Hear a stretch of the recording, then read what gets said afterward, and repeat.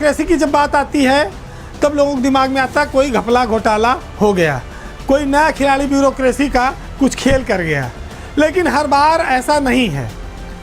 हमारी ब्यूरोक्रेसी में कई सारे ऐसे अफसर हैं जो अभिनव प्रयोग कर रहे हैं, जो जिलों में रह के जनता के बीच सरकार की साख को बढ़ा रहे हैं।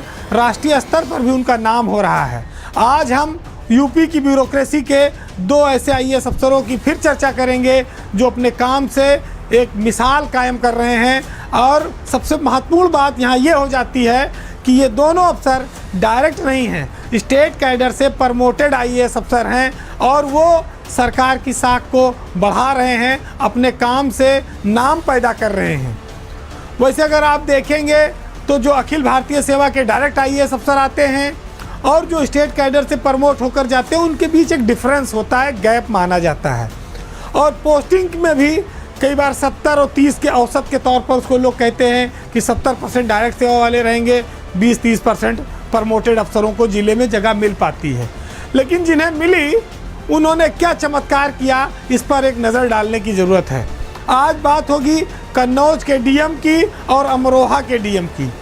कन्नौज के डीएम शुभ्रांशु शुक्ला और अमरोहा के डीएम बालकृष्ण त्रिपाठी ने अपने ज़िलों में ऐसा काम किया है कि लोगों को ये सोचने पे मजबूर होना पड़ेगा कि दूसरे ज़िलों के जिलाधिकारी क्यों इस तरह के उदाहरण सेट नहीं कर पा रहे हैं। यूपी के बहुत सारे ज़िलों में स्टेट कैडर के अफसर तैनात हैं। एक लंबी सेवा के बाद 25-30 साल के बाद वो आईएएस बनते हैं। उनके अनुभव का फ़ायदा कुछ अफसर अपने ज़िले की जनता को देते हैं और राज्य को भी उसका सीधा फ़ायदा मिलता है। तो स्टेट कैडर जिसको कम आंका जाता है अखिल भारतीय सेवा के डायरेक्ट अफसरों की तुलना में, वो भी जनमानस के बीच एक नई छवि बनाने में लगा है।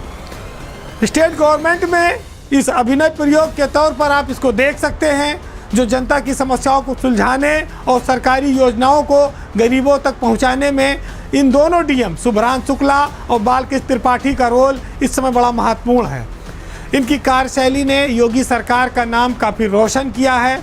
सबसे पहले अगर हम आएंगे तो हम कन्नौज में जो डीएम है शुभ्रांशु शुक्ला, कन्नौज एक आलू बेल्ट है, किसानों की एक बहुत बड़ी समस्या रही है।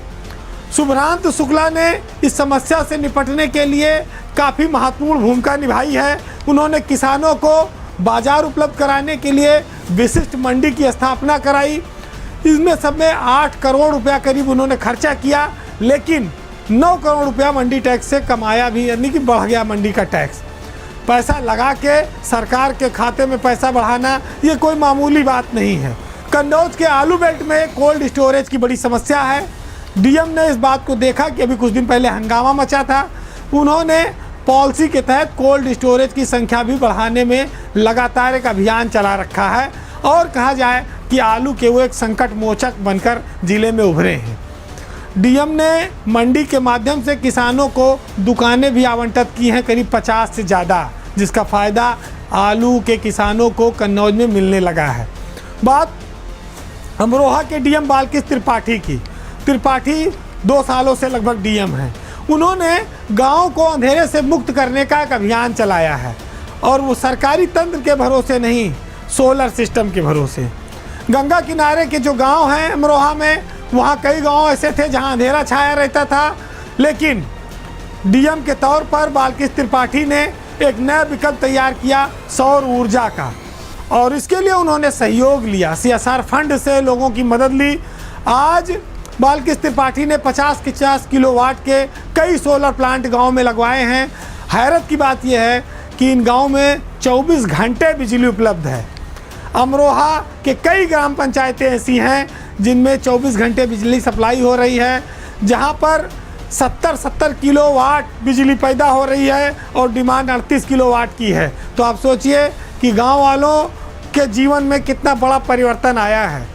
इन दोनों जिलाधिकारियों के काम हालांकि अभी सरकार की नज़र में ना आए हों या कोई इन्हें बड़ा अवार्ड ना मिला हो, लेकिन ये दर्शाता है कि अनुभव युवा जोश पर भारी है। अनुभव उनकी नौकरी का है, 25-25, 30-30 साल का है, ब्यूरोक्रेसी में काम करने का है।